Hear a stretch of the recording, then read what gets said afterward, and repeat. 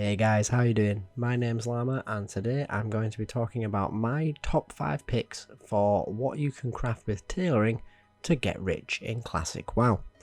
Now, before we begin, I would like to stress that this is my picks based off of my own personal experience and my own knowledge base.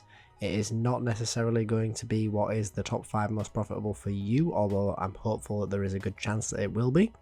And simultaneously, it's also not going to be simply the 5 items that have the highest profit margin. These are going to be considering things like the accessibility of being able to craft these items, as well as the drop off from different phases and how quickly and how frequently you're going to be able to sell these items. So with all that being said, let's dive into it. So to that end, in at number 5 we actually have an item that has a relatively small profit margin, and that is going to be bolts. Now I know this is going to sound ridiculous because a lot of you, when you think of tailoring and crafting, you're not thinking of sort of these middle crafts turning an item into another crafting item to make something else. However, bolts can be incredibly profitable, especially for someone who is just starting out, or maybe on a new realm trying to get up the opposite faction before the TBC announcement, and we need those characters if you want to play them. So this is very underrated. Now a lot of people are very lazy and simply do not want to craft the bolts for themselves. The cloth is available, they just don't want to click craft all and go and make a cuppa. But if you are willing to do that for them, there is profit to be made in it for you. Often this is not very high because all you are doing is literally buying cloth, pressing one button and then reposting the items. But when you are just getting started, it is actually very helpful. On my realm as of right now, I actually have a major shortage of people that were crafting Dreamweave bolts, and as a result I've been able to craft Dreamweave bolts and sell them for a profit of 20 silver per bolt. Now obviously this is not going to be particularly impactful on someone who has thousands of gold already, but if you are new or just getting into the game, that is a pretty great profit margin for something that's so easy to do and so accessible. So bolts are in at number 5. Now in at number 4 we have the Dreamweave items. So this is the Dreamweave circlet, the Dreamweave vest and the Dreamweave gloves. Now the reason these are on the list is because for healers these are pretty fantastic items. It is not unreasonable for someone to be going into their first ever Molten Core run still wearing these. Now, obviously there are better pre-raid BIS items for these characters, but not by as much as you would think, so if you were lacking a piece or two and you were wearing these in those slots, no one's really gonna bat an eyelid. Now, these items sell very well, and the profit margins are very good. The only sort of limitation as such is that you are going to need to be around the 250 mark to be able to start crafting these items, but when you do, there is multiple gold per item to be made. These do sell incredibly well and are in fact the item I craft the most on my own tailor. The items are just trained from the trainer, so you don't need to go out running around all over the world to try and get recipes or hoping for world drops. And for the most part the materials are actually very accessible. Even the more obscure items are not things that are particularly rare, being wild vines and hearts of the wild. If you have an abundance of these, or maybe you've got them while you've been leveling, as well as the Dreamweave, you're not going to have to go out of your way really to get anything to craft these items. So these are very accessible and very high profit margin, which puts them in at number 4. Now in number 3 we have Mooncloth. Now Mooncloth has a cooldown on its crafting and is also only attainable by tailors who are 250 or higher, and generally speaking will also require that that person has a character big enough to be able to go to and survive winter spring to be able to get the recipe, which is not always easy to get your hands on. Now that is a lot of negatives for this item, but as a result of that it does mean that this item has a very high profit margin. Currently at the time of recording on my realm on Pyrowood Village EU, the crafting cost is roughly about 4 gold for this item, and it's selling for 22 gold, so that profit margin is absolutely obscene.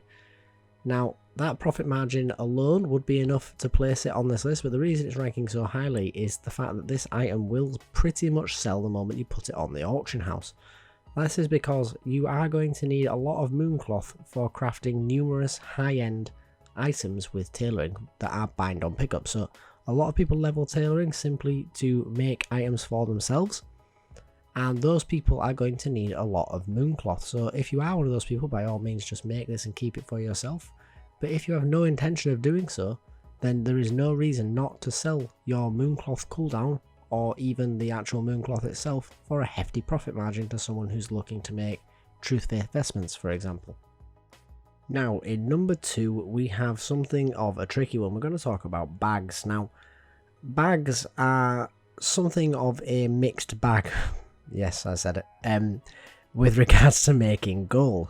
They are highly accessible, but also very inaccessible, and are cheap to make and also expensive to make, depending on which bag it is that you are looking for. Now, I do want to say that under the right circumstances, any bag can make a good profit, and if you find yourself with a lot of cloths that you simply don't know what to craft, or you don't seem to think there's any profit in it anywhere, making bags tends to be a pretty good way to go. Now, that being said, now that we are well established in Classic and the area of the game where a lot of people are very low levels and don't have a lot of cash has gone, the value in things like the linen and silk bags tends to have dropped dramatically because there just isn't as many people looking to buy them anymore. And on top of that, a lot of people now are boosting alts through dungeons and things and are getting a lot of this low level cloth and being able to craft it for themselves, so supply is really high. That being said, there is still an awful lot of profit in these items if you are on a realm where for some reason there is an abundance of low level characters, or if in the future there is ever a new fresh realm that you are looking to start on and you're watching this video, then do bear in mind that these items can be highly profitable. In the current version of Classic, however, where people are well established, there is still a lot of money in the higher level bags, most notably being Dreamweave and Mooncloth. Now, these two bags actually sell really well, and on my realm at least, both carry rather hefty profit margins of in and around half a gold to a gold. Now, that may not seem like a lot, but for how difficult these bags aren't to craft, then you can be making yourself quite a bit of money because, of course, bags are needed by everybody. Now, a lot of people think that they're set for bags and have been for a while, but this is the time when a lot of people are making alts, and those alts are going to need bags, and then their banks for those alts are going to need bags, and then they're going to end up with so much stuff while they're leveling that they're going to need a second bank character that's going to need bags and bags for its banks. So the need for bags is pretty much endless, and it's going to mean that these items are going to sell very quickly. Now, the only thing that you need to do is make sure that you are able, firstly, to get the recipe for the Mooncloth bag, which is got in Winter Spring, so a bit like the Mooncloth that we talked about before, and also that you are crafting these when it is profitable to do so. Of course, if you're getting the cloth for yourself, then by all means craft these bags, just simply sell them when the price is high. But if you are looking to sort of play the auction house to gather the materials and such, do make sure you are doing so with the correct settings in place so that you only buy items when they are cheap, because quite often I do see a lot of people crafting bags at a loss, which is obviously not ideal. Now, in at number 1 by a landslide in my own personal opinion is the Shadow Weave set. Now, the Shadow Weave items are crafted for leveling your Warlocks and Shadow Priests, providing massive boosts to shadow damage done.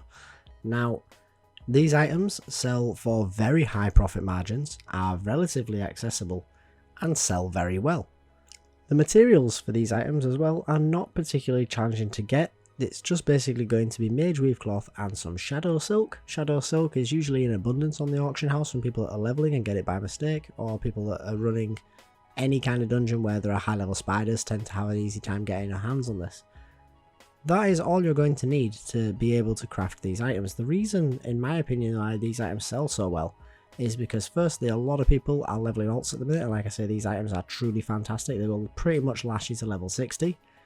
But also because of the fact that a lot of people simply don't know where to train these items to craft them. So if you're not using some sort of knowledge base or an add-on that will tell you where to go to craft these items or to learn the recipes to be able to craft these items, it can be quite tricky to find them. So what I'm going to do is, these items are trained from a special trainer for both Alliance and Horde, and I will pop those locations up on screen for you now.